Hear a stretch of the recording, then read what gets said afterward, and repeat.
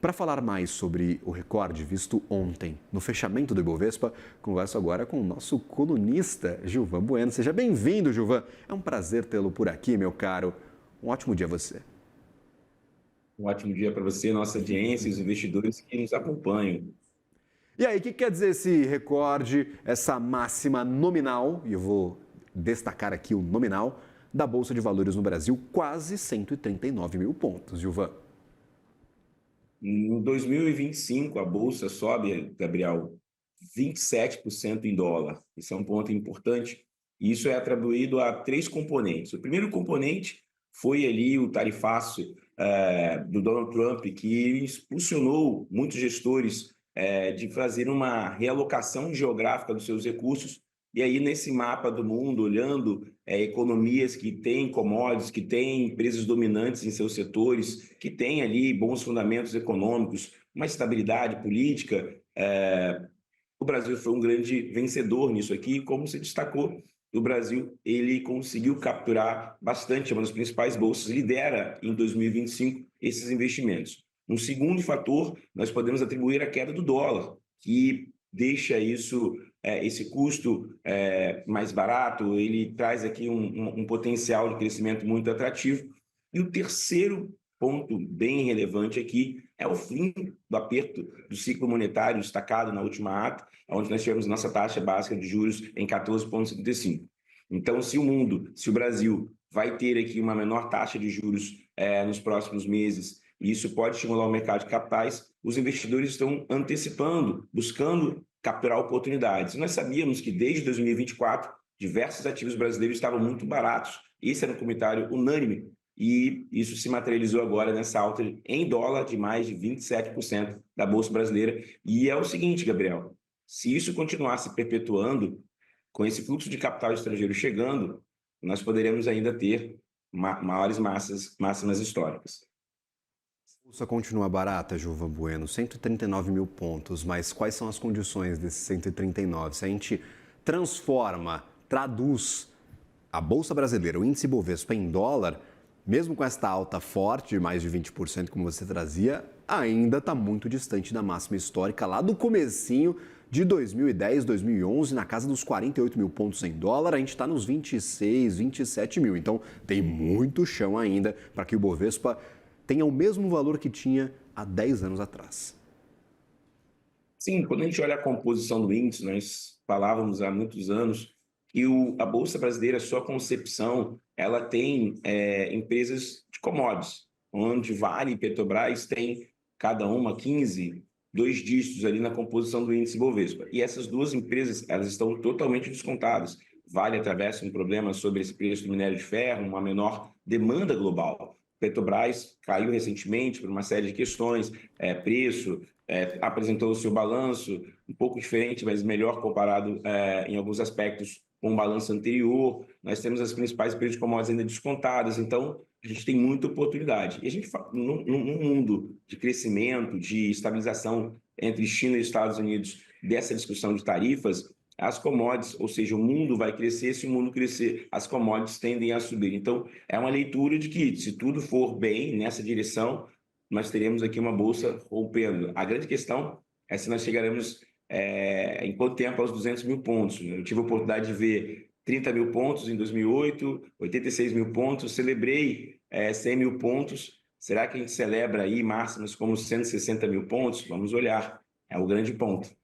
A gente está focando nos números redondos, queremos os números redondos, Gilvan Bueno. A bolsa tem que ser sempre para cima, demonstra uma maturidade maior que deve ser conquistada pelo mercado financeiro brasileiro, que é muito instável. E se a gente puxa o histórico destes últimos anos, principalmente depois da pandemia, o Ibov vai para o 130, volta, vai para o 130, volta, vai para o 130, volta. É um movimento costumeiro para a nossa bolsa, então manter esta pontuação acima dos 130 e buscar por novos marcos, muito importante para o desenvolvimento do mercado de capitais por aqui. Você mencionava a participação de Vale e Petrobras no mercado brasileiro. Dentro do índice Bovespa, pela carteira atual, Gilvan, 10,6% do índice é Vale, então boa parte aí do índice acionário é Vale, e outros 10,7% é Petrobras. A gente tem mais de 21% na mão de duas companhias apenas. E são companhias de commodities que sofrem com essas tensões e com previsões talvez de recessão global, de menor demanda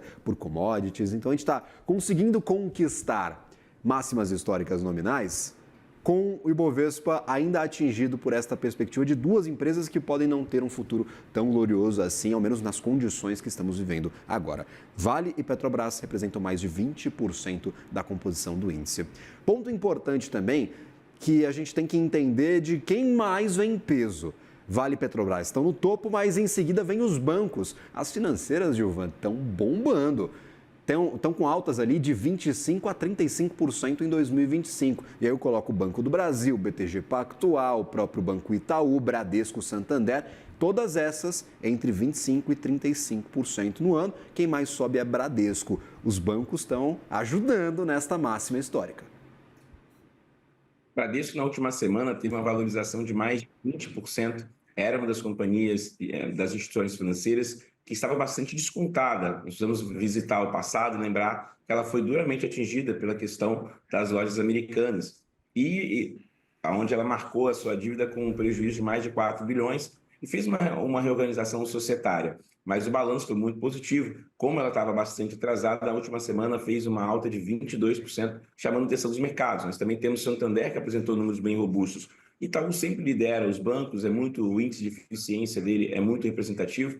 E BTG Pactual vem aqui mostrando um crescimento em áreas que os outros bancos não conseguem ter. Então, com essa discussão que você apresentou sobre a participação dos bancos, ou seja, 50%. Então, esses bancos que estavam aqui atrasados, eles começam a ter uma performance muito positiva para o índice.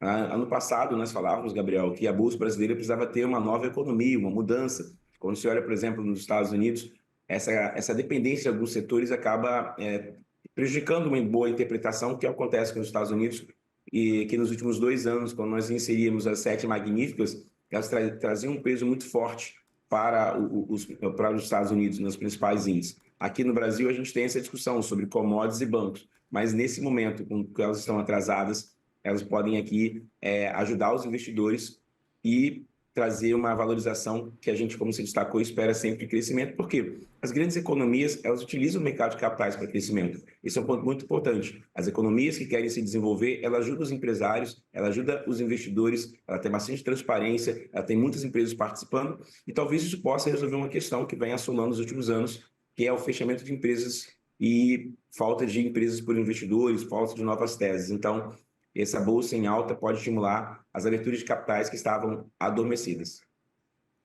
Gilvan Bueno, quando eu olho para movimentações de recursos no mercado financeiro nacional, eu fico preocupado sempre com fundos de investimento. Sempre olho assim, eu falo, meu Deus do céu, o que está acontecendo? Eu abro um pouquinho o olho, quando eu vejo multimercados, principalmente, recebendo muitos saques, quando eu vejo, por exemplo, os fundos de ações, que também estão sofrendo com esses saques. E agora, quando a gente olha para esse raio-x que eu trouxe anteriormente, com a ajuda da nossa equipe, de onde vem o dinheiro que está entrando na Bolsa, os institucionais estão lá, arrancando dinheiro do mercado brasileiro. 14 bi já saíram daqui. Como é que você vê essa leitura? Está preocupando os institucionais pulando fora novamente da Bolsa? Já não é movimento de hoje. Se a gente olha para o ano passado também, os institucionais estavam saindo da Bolsa de Valores, estavam diminuindo posições.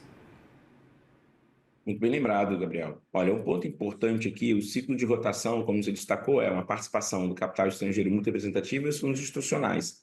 Fundos institucionais ele tem um mandato muito claro, que é o IPCA, mas para garantir ali a taxa real.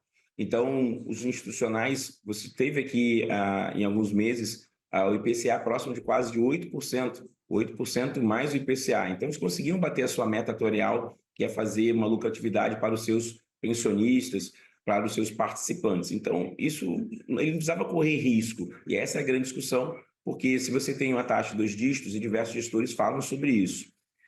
Nesse aspecto, eu tenho conversado muito com os fundos de investimentos, o Wealth Management, sou muito convidado para participar de algumas discussões sobre isso, e é muito claro que é um dos piores momentos para a indústria de fundos.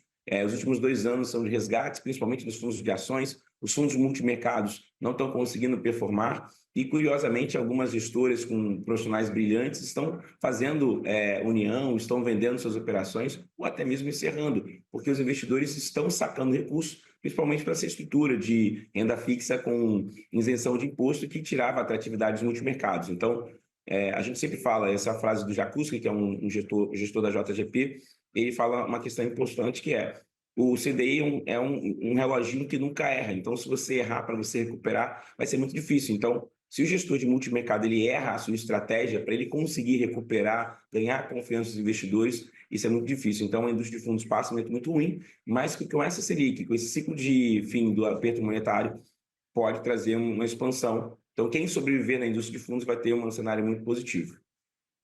Gilva Bueno, obrigado pela ajuda a entender essa máxima histórica, o que está por trás e o que pode vir adiante. Sempre bem-vindo à nossa programação. Um ótimo dia a você. Para você e nossa audiência, um ótimo dia. Valeu.